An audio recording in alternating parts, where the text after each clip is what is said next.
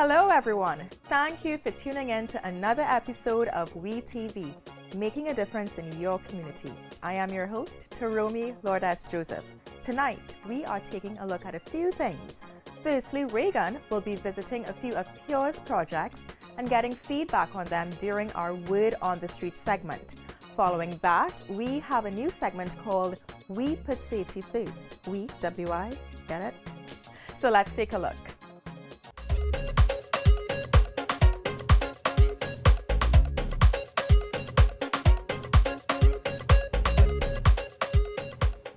I'm standing up at one of two roundabouts that were recently opened here in Pinal on October 8th. This one is on Clark Road, the other is on Katwari Road, and this is pretty much a road connecting those two main roads here in Pinal. Now, this was done to improve accessibility to Petrotrin, as well as to allow for easy access to construction sites of proposed schools, hospitals, and other facilities in the area. And residents have been saying that it led to improved traffic, or the alleviation of traffic, and of course, lots of accessibility in the area as well. Can you give us your name and where you're from? My name is Robert Padilla from Pinal Rock Road. Can you tell us a bit about this roundabout? Well, this roundabout is the best thing ever sliced bread, man. Best thing. Tell us a bit about the connector road as well. The connector road is very great. Why is it great? Because this, in time gone by, this road was a real chaos to get to the other side on Pinal side. I know that this roundabout is here and this link road is here is very easy access to Pinal. Can you tell us a bit about the connector road? I think it's a good thing that they have done because it has eased a lot of traffic and it's easy access now to us. Describe what it was like before this was built. Oh, it was just bushes and a gutter. I never thought in my wildest dream this was going to be, reality. What are some of the benefits that you've seen since it's been done? You've seen a lot of traffic coming through, and I think it's going to be good for our business as well. My name is Shane Partop Singh. Can you describe exactly how the road was before it was redone? Now the road was bad. It had plenty hole and thing. Saw plenty traffic running now, plenty water running in the road. And how has the inconvenience and accessibility to the area improved? Yeah, well, it's better now. So when you pass from this side now, you're getting less traffic. Now you take that roundabout and then you take this roundabout, bam, shut you and walk. Same thing when you're ready to go home, because when you reach out there, once it's traffic there by that light there. You know what I mean? And how has traffic been reduced since it was redone? Yeah, well, the traffic reduced because it might have more access now. So if you're going out on that side, you go back. So like if you're heading back into Pinal, you understand what I'm saying? You go take this road because you're heading north. Less traffic, everybody rather pass on one road again. It was really hard. We're real happy for this new extension they make here and thing. We're real happy for it. But we have over 100 little children in the area here, and the road is very, very busy. Plenty the Junior Army truck and all other trucks, and they'll be speeding, and about like 4 occasions, children almost get bounced because they're speeding. And we really need some humps in the road so that the cars can slow. I myself almost get bounced right there. So we're really happy and glad for the bumps, for the speed humps. The Ministry of Works and Infrastructure officially opened the Macaulay Road Upgrade Project, situated in Claxton Bay in September 2014. Approximately 1,530 linear meters of roadwork were completed in 4 months, and project managed by 3 young Pure engineers. The project scope entails 1. The construction of 1 acceleration and 1 deceleration lanes, 2. Road rehabilitation works and the improvement of the drainage network, and 3. Traffic management and safety devices were also implemented. Now, the Macaulay village will benefit from the provision of adequate and easy access. Travel time of road users and costs of vehicle maintenance will also be significantly reduced. It will aid in the stability of the roadway that was rehabilitated to meet international standards. The new safety and traffic management devices will enhance the safety of vehicular and pedestrian traffic.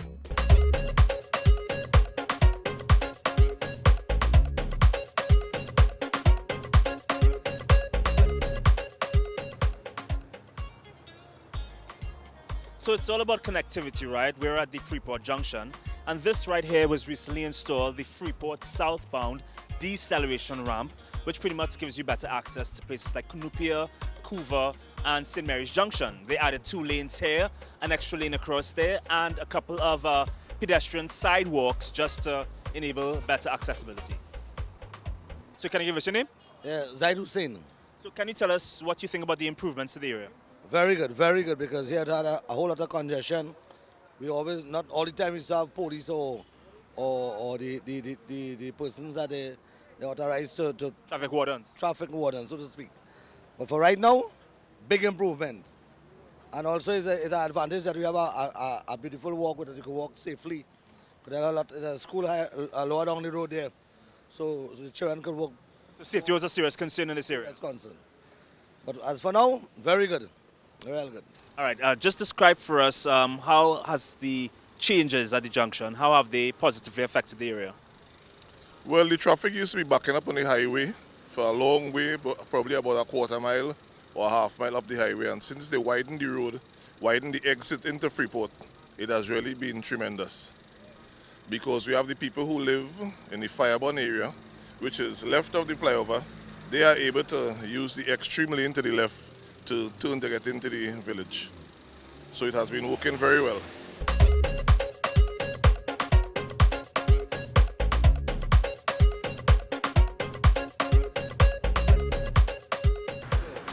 With safety in mind, walkovers are normally built to enable a pedestrian or a commuter to transit a high-risk area like a highway. Walkovers are all across TNT, but sometimes they are not used. So we're here to find out exactly why they aren't used and what can be done to help pedestrians realize that they should be used. We're just trying to find out from people, do you think people use walkovers a lot? No, not as much as they should. What would you say to them to help them realize that they should? Your life worth more than anything else, yes, so I would say that. How about you? Do you think they're used often? No, not at all. I think the effort in going up the walkover, that's the problem. So it takes a lot of effort to climb that ramp and then to go across. So they think it's easier just to run across the highway, but it's dangerous. What would you say to them to help them realize that they should use it? Well, as he said, it's your life at stake, right? And nobody's stopping for you on the highway there. Do you think people use walkovers a lot? Yes, certainly in this area. Yes. Obviously for safety reasons. It goes without saying. Do you think as a whole in TNT that we use walkovers generally a lot? Well, from the reporting on the news, what I've heard, I don't get that impression. But certainly since this walkover have been constructed, I have witnessed a lot of people using it. What would you say to people in general to get them to use walkovers more? Like themselves a lot.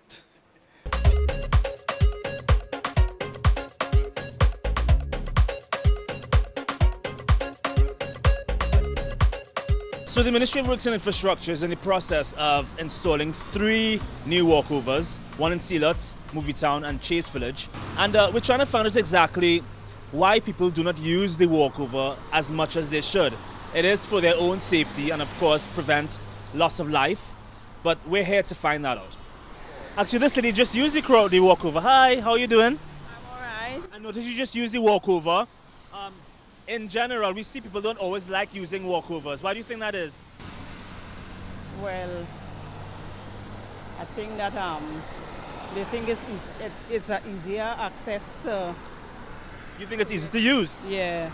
And of course, you use it for your own safety. Yeah, I use the walkover because if I get bounced down here, it's no compensation. So I use the walkover. What would you say to anyone to encourage them to use the walkover? Use the walkover. Thanks so much. Save lives. We've been noticing around TNT that people don't always like using walkovers, and this is the ones that people avoid. Like these guys just cross the road without using the walkover. Why do you think that is? I think they're probably lazy, if not, or they just intentionally choose not to walk over. Any words of advice you can give to people to use it? Yes, please do. It's very safe. There are motorists speeding on this road especially, and you don't want to get knocked down. So are you about to use the walkover? Can you tell us why? why I'm going to use it? Yes, because we notice in TNT that people don't always like using the walkover. Well, I must admit that I don't like it myself, but yet I think it is safer than trying to make my way across the road. Why wouldn't you like it though? It looks most foreboding. It looks unwelcoming, and the height and so on, I do not think lends itself to comfort and so on. But yet, it is safe, and therefore I will use it. Any words of advice for people to use the walkover? Well, since your highways are always so filled with traffic, I would recommend that people do use it because it is safe and you're protecting yourself.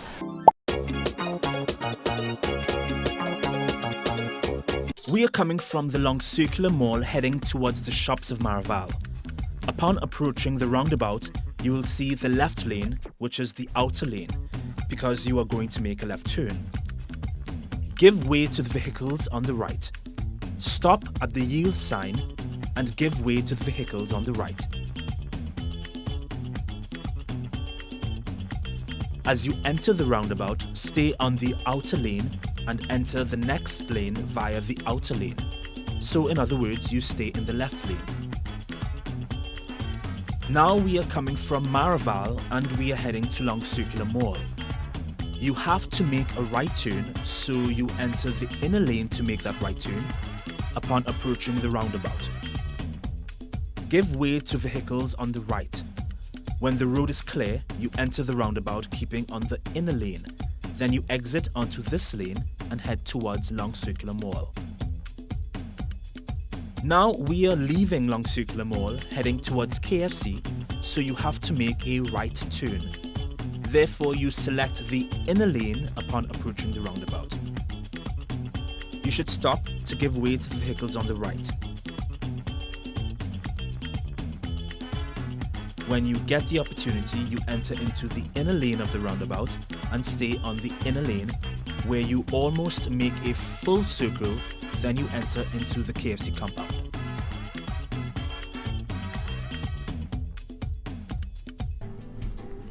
Proceed north onto Antigua Road from the Churchill Roosevelt Highway. Upon reaching the Barbuda extension, motorists are asked to turn right.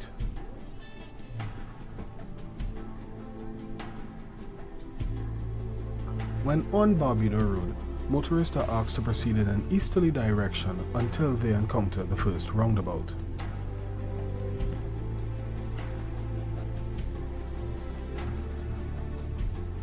While approaching the roundabout, motorists are asked to proceed with caution and give way to traffic on the right.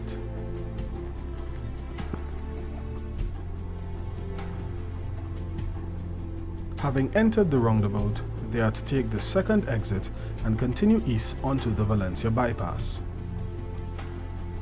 Along this road, motorists will cross the first bridge, B1-in-1, and enter into the KP Lands village.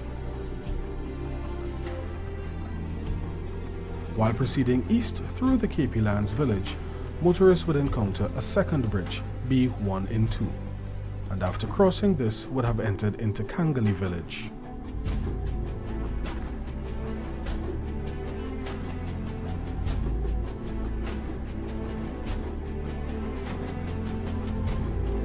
Motorists would then pass a fence to the right. This is the demarcation of the Aripo Savanna, an environmentally sensitive area.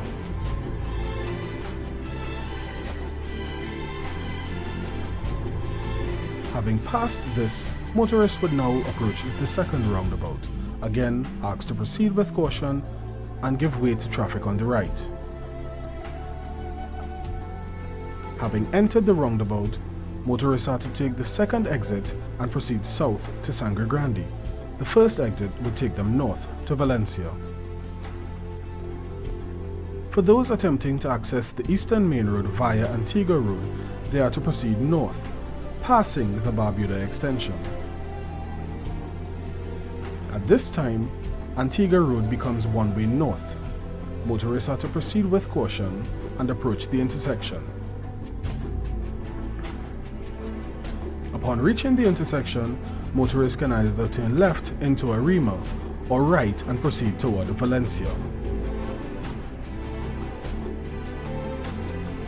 For motorists attempting to access Sangre Grande via the Eastern Main Road, they are to continue heading east from Arima, and to access the Valencia bypass are to turn right onto Silica Road.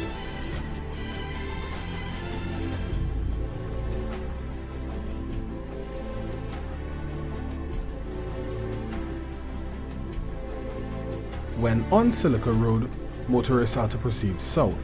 This would take them past the quarry. Having passed the quarry, motorists would now approach the first roundabout. Again asked to proceed with caution and give way to traffic on the right. Having entered the roundabout, they are to take the first exit and turn left onto Valencia bypass. Proceed along the bypass as previously described.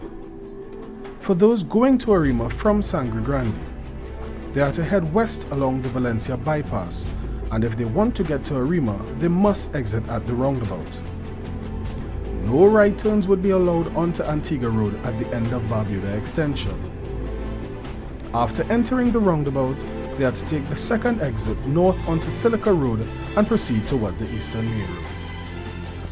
We have to take a quick break, but don't move. WeTV will be right back.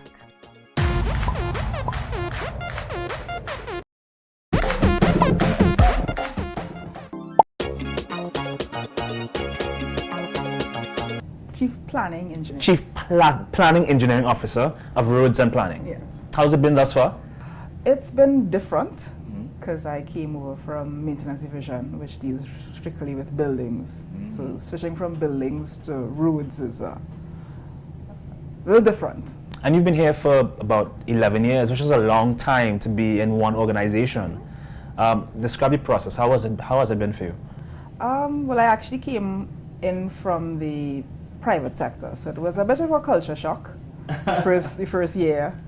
But you settle in, you move with the flow. As a chief planning construction engineer, what exactly do you do though? All the plans really and truly are in this branch.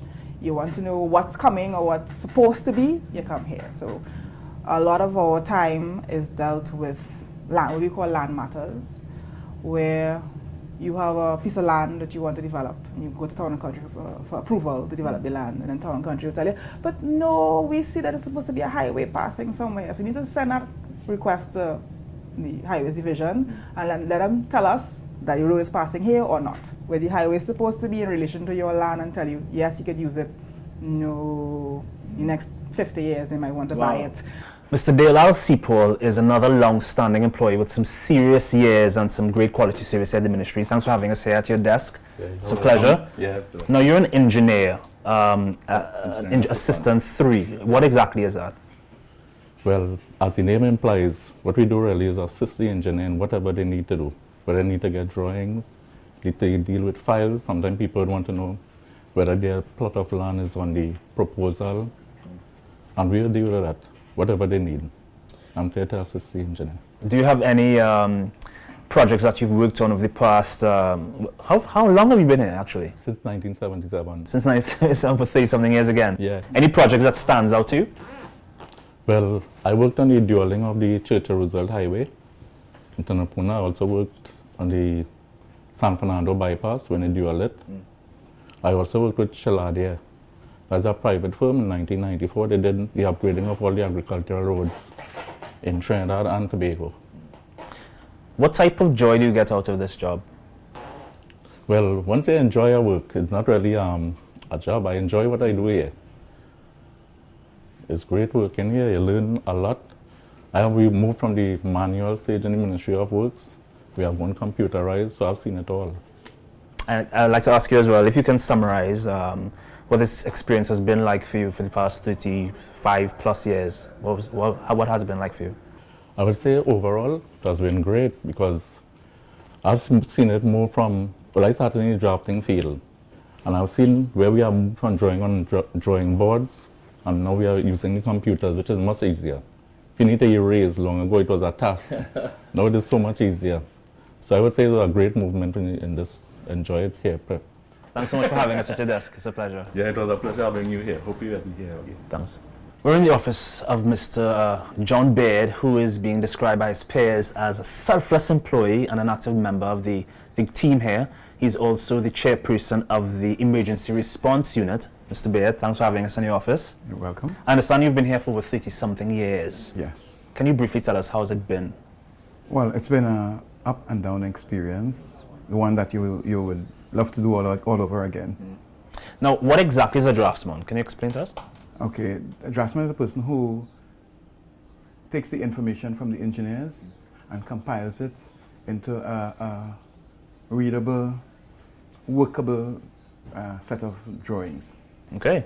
And how does this contribute to what the ministry does? Most of it has to be prepared, right? So you go out, you get the information, and you come back and you compile the information in such a way that the persons who are actually doing the work, they can understand exactly what you want. So it's like a language. A lot of what you've done is done in the preliminary stages. Yes. Right. After that, well, we would go back and see if it is done, if it's being done correctly and that kind of thing. If you can sum up in one sentence for me your experience over the past 30+ years, in one sentence, and start with working at the Ministry of Works and Infrastructure has been. Working at the Ministry of Works has been an experience, a very good experience. Thanks so much for having us in your office. You're welcome. Come again. Thanks. Coming up later, I will be joined on set by Minister Rambachan, the Director of Highways, Mr. Roger Ganesh, and Ms. Candace Gray Bernard, who is a shoreline management specialist. As usual, give us a call on 622-4141 extension 4 or tweet your questions to @MOWIGOVTT. Time for another quick break. See you on the other side.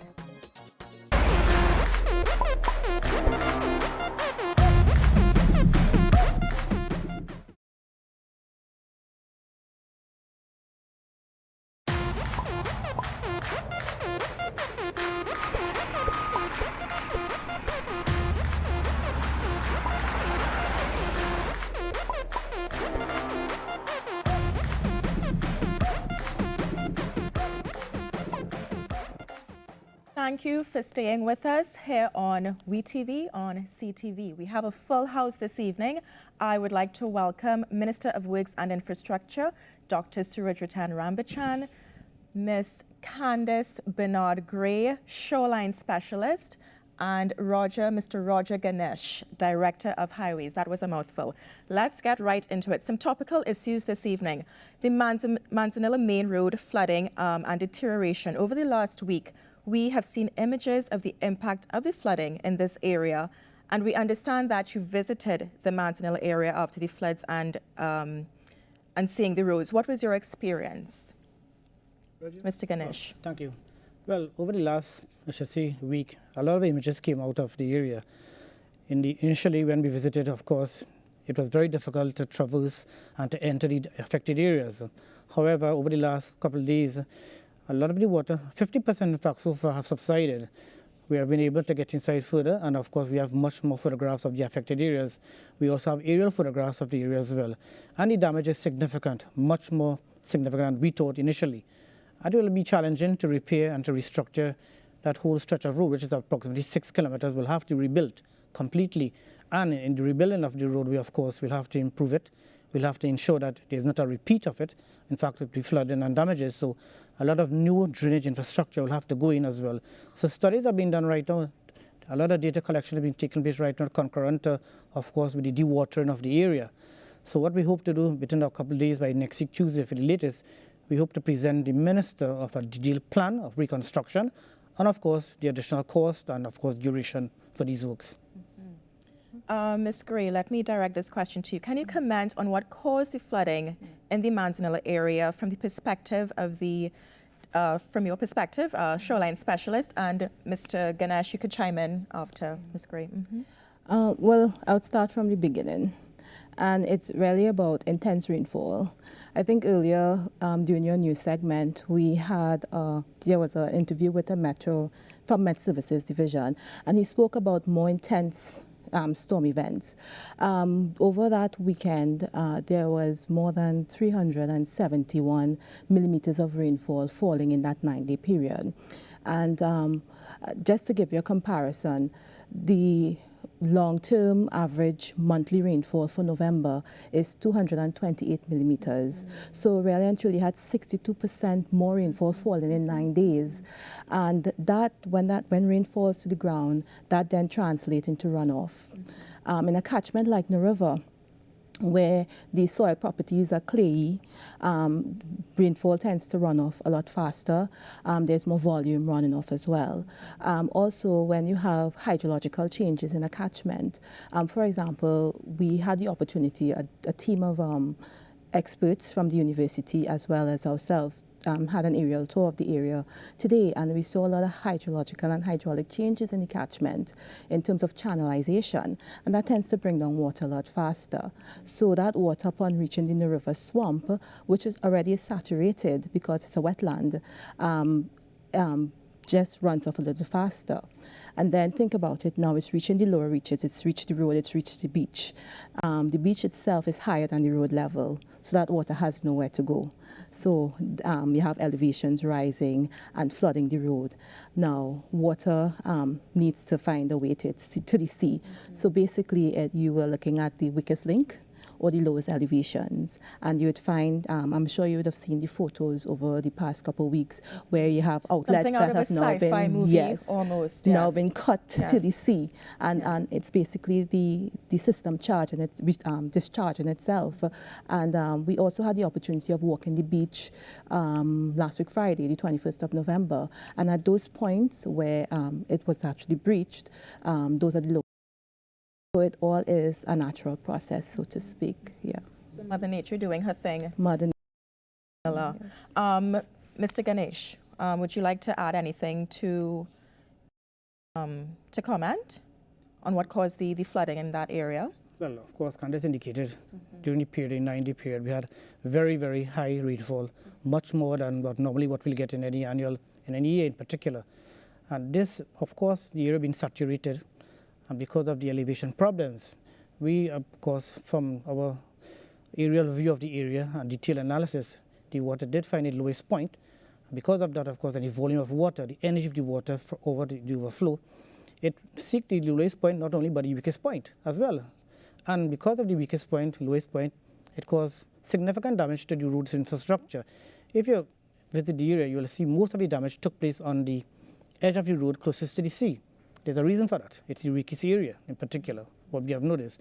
And of course, they destroyed that area and finding the lowest point in order to get out to the ocean. So we are looking at that, and it will be taken into consideration in our design, the redesign for the infrastructure, for the drainage infrastructure, for that new stretch of road.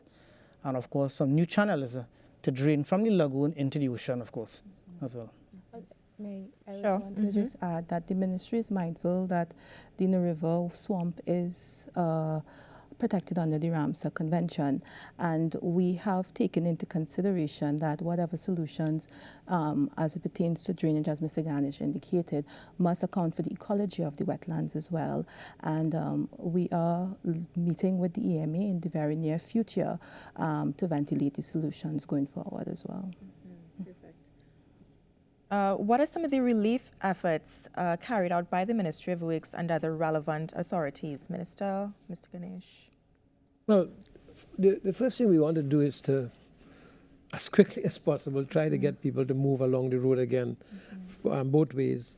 That is going to pose a challenge, and even if we do it in a short space of time, people will have to be patient with us, especially the heavy vehicles. We may not be able to allow heavy vehicles to go through the road. So it might be done for light to medium weight vehicles, maybe under 10 tons. And we might have to put a restriction, on that until we can get, the surface finished. So connectivity is the first thing.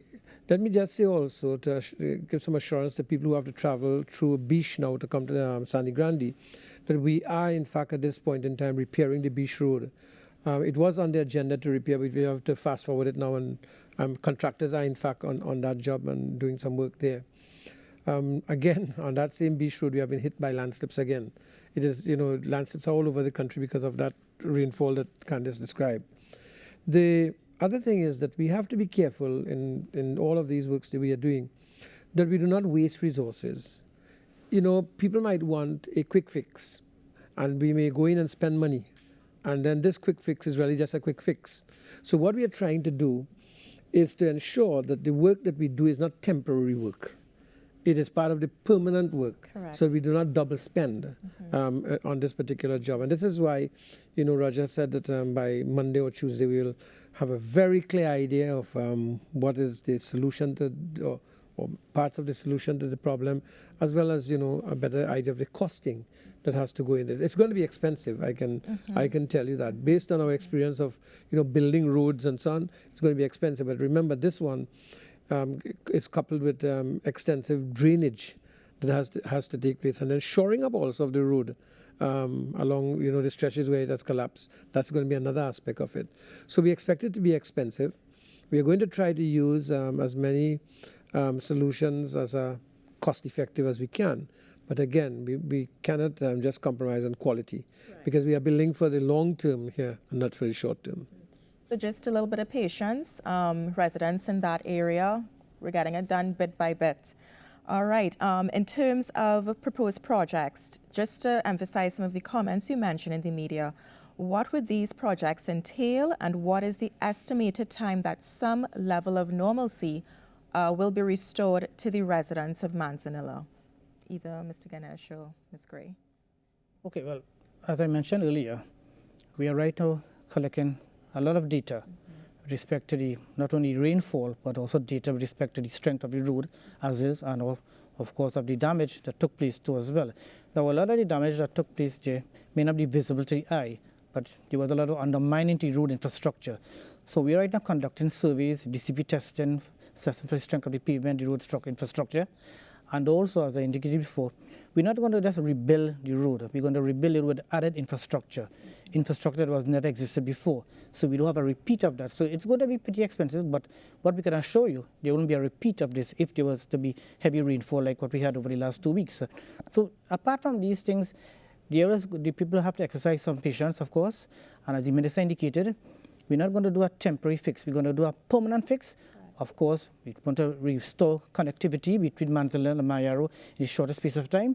So whatever work we do to the pavement infrastructure, it will be part of the permanent works, but we'll be able to use traffic, light to medium traffic, during the course of the construction. And that's not new to us. We can construct a new road there with additional infrastructure while traffic is using it, of course. There will be restrictions between peak periods, of course, when we have to do the drainage and all the infrastructure that goes into the actual road pavement.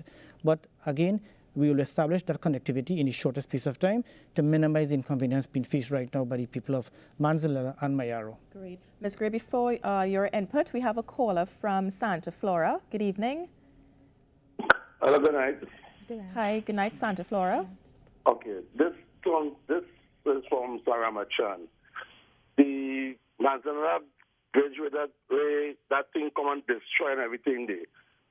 Why all the engineers don't sit down and auger, and make like a nice flyover to go to and from, with a runoff to go like to the beaches and everything? Thank you, Santa Flora. Yeah, having difficulty understanding what he means. But I think he's probably talking about an elevated road, an elevated structure. Driving over the exit, well, of course, the beach road. Well, there are a lot of economics involved in. Before you actually build anything, you don't have all the money in the world at your disposal. And how practical is and it for the area? And of course, you have to take the most economically wise decision. Yes. And of course, engineering wise as well. So, yes, it may look nice, but it's going to cost billions of dollars, and it may not be value for money when you look at what you want to solve, the problems you want to solve there. So it's a nice idea, yes, but we'll solve the problem that we're facing there right now in the most economical and engineering way as well. And then we also have to look at encroachment into the wetlands as well. Well, apart from everything else, we'll have to do all that. Yeah. Okay, great. We have a caller from California. Good evening. Hi, good afternoon. I would like to address this to the minister, please. Mr. Ramachan, I would like you, I'm begging you, please, how long again we have to wait to see that road from Princestown to Mayaro, because we cannot pass around. I drive a truck, and I normally pass through Manzanilla, right? Now we have to make all the way around, and that Princestown road, there are some landslip there that the contractors, them apparently, like, they know what to do, or they have the equipment to fill up these lands. It's taking too long to fill it up, and the kind of iron barrier they put in instead of a concrete wall. I would like you to look into that, please.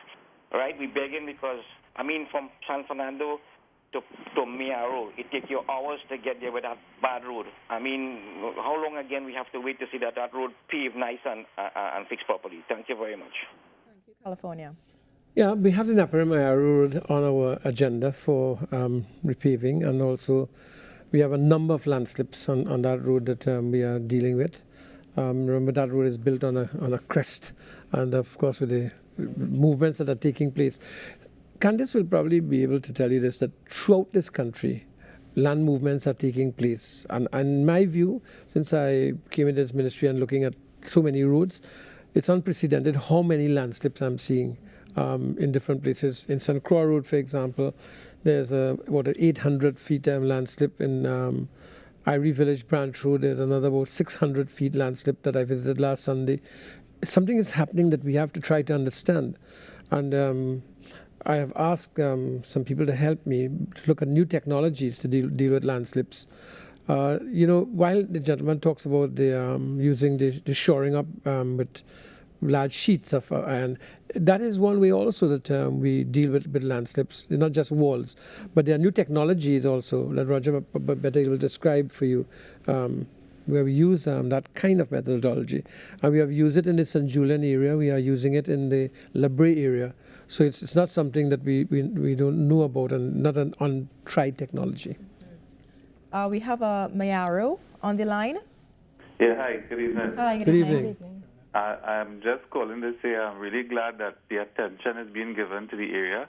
I have been driving through floodwaters in that area since about 2009. And really bad floods. This year was the worst, yes, but we were hoping that attention would have been given since then. But we're still glad, nonetheless, for all the attention being given to Manzanilla.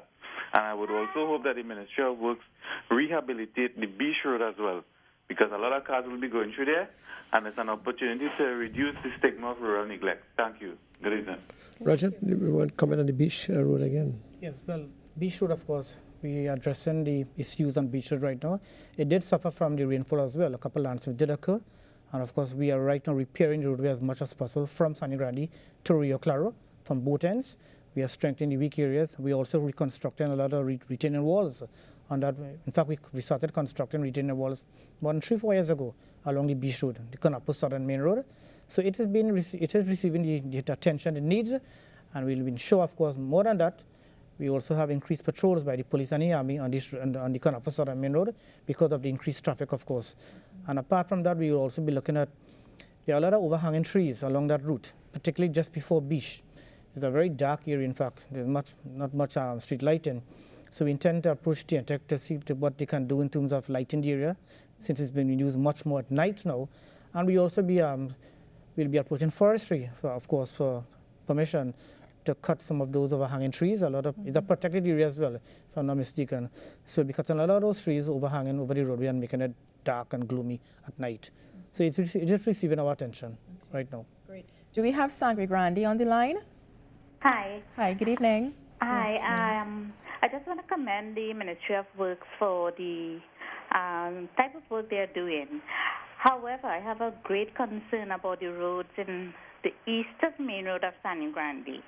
And I just heard one of your person on the panel, they are talking about, the works that they are doing. But I noticed on the eastern main road, way up into Manzanilla, and not as far as where the issue is, they're just patching the road, and it's very, very rough. Another thing, too, is taking a lot to the people the drivers, the cars. A lot of work on maintenance of our vehicles. The roads are very, very rough. And, I hope that they're going to look at this as a situation that they're going to address soon. Thank you so much. Thank you very much for that call. Myself and Roger were just talking earlier this evening about some of the quality of the patching that contractors are doing. And we'll have to review some of the contractors very much.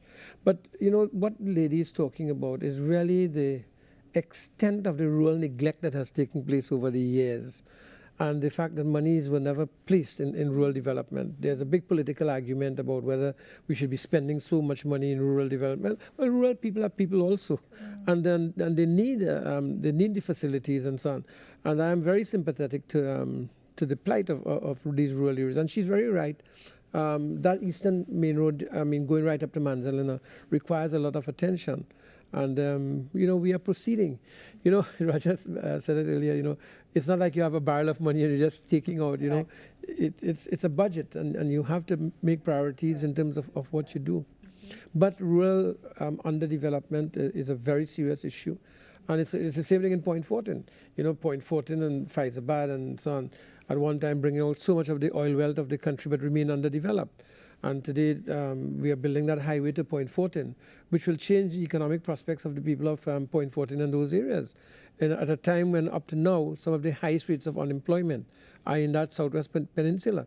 So, while people argue against the highway and this and that, at the same time, let's look at the prospects for better living for people and a better quality of life and opportunities. Correct. Do we have Debe on the line? Yes, I'm here. Hi, good evening. Good afternoon. Yeah, good evening. I have this question to the Minister. Mr. Minister. Yes? Thank you very much for doing this wonderful job on the roads and landslide. It is the first time in history, I think, we have so much roads and so much landslide have been repaired. But I would like the M2 Ring Road from La Romaine to Debe to be paved.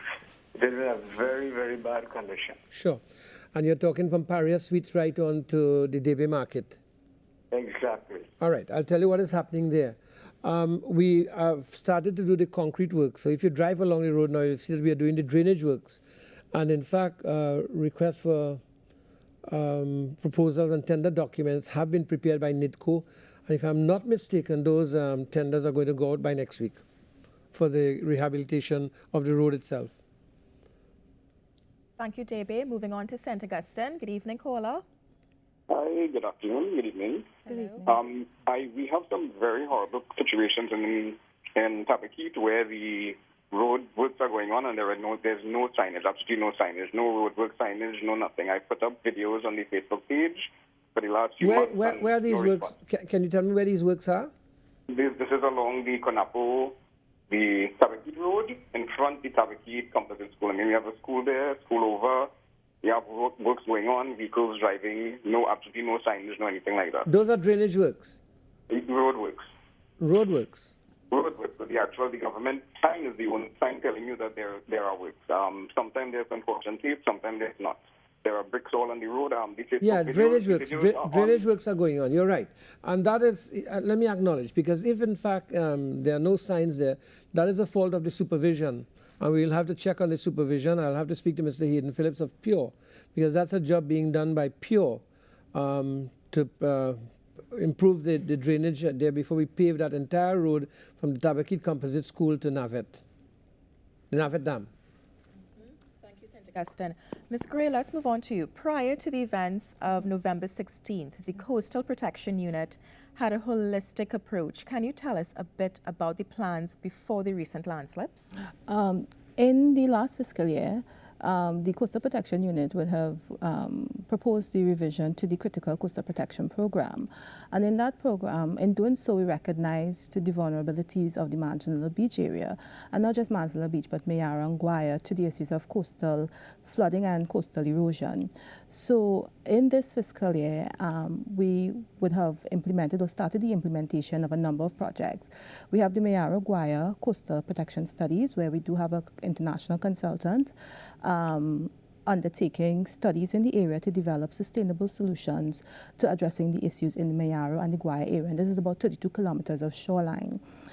In the Manzanilla area, we have proposed and we have gotten approval and funding for the Shoreline Management Plan project for Manzanilla Beach, which again is intended to look at sustainable solutions to addressing the issues of coastal erosion on that beach between Manzanilla Point to Radix Point, which is close to the Ottawa River. Now, these are the long-term strategies of the ministry. in terms of medium-term strategies, we do have a number of capital works projects that are planned for the area, one of which is ongoing. This is the Manzanilla Beach Facility Seawall Stabilization Works. We do have other projects such as the North Coco Shoreline Stabilization Works, the South Coco Shoreline Stabilization Works, which are intended to provide in the medium term some level of alleviation against the erosion until the long-term measures are put in place.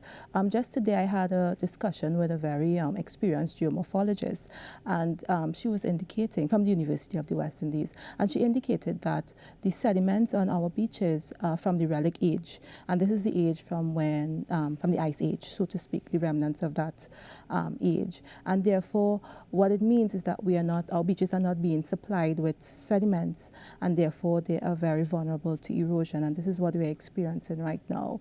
So we do have a holistic approach to dealing with the issues of coastal erosion, not just on the East Coast, but generally along all of Trinidad coastlines, understanding that whilst the ministry develop long-term solutions, we do have a responsibility to assist with the issues now as well. Yeah. Okay, great. Any closing remarks, Mr. Ganesh, on landslips, on the issue in Manzanilla, Mayaro, Guaya? Well, in general, but of course, with respect to Manzanilla, we were asking people to be much patient with us because we have a plan. We are developing a plan for the restoration of the roadway and all infrastructure. And in general, there are a number of landslips throughout the country that occurred over the last 3 weeks because of the intense rainfall. And we are addressing all. In fact, there's a landslip that developed on the Claxton Bay flyover. And we are addressing that. Reconstruction should start very soon.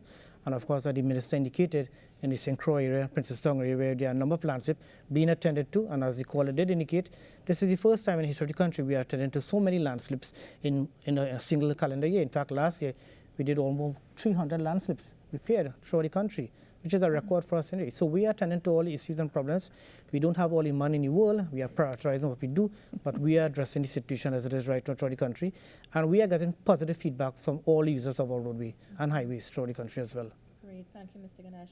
Minister, could you comment on the opening of the Valencia bypass project? Mm-hmm. Well, I'm very proud of that project, extremely proud of that project, in that it is, well, you saw some of it tonight, early on the program. The people of Valencia have suffered for a long time. People going to Sani Grande, even Manzanilla and Mayaro, they've suffered because of the traffic that builds up both east and west at the Valencia junction. And this bypass road will take you straight onto the stretch. There are 2 roundabouts that have been built, but what makes me very proud of that project is that it's totally local. In other words, local contractors, the design and so on, and engineering designs done by Pure, division of the Ministry of Works, by Mr. Hayden Phillips and his team, as well as Roger from Highways and his team. You know, people think that in our country we do not have the capability to build highways. I tell you, that is a good idea of what we are capable of in a very short time. And above all, on time, within budget. So we're very capable. We have the human resources, we have the technological resources as well. I want to thank you. 60 minutes is not enough. So much information to share. Thank you, Minister Rambachan. Thank you, Ms. Gray. Thank you, Mr. Ganesh. Thank you, viewers, for joining us. See you next time on WeTV here on CTV.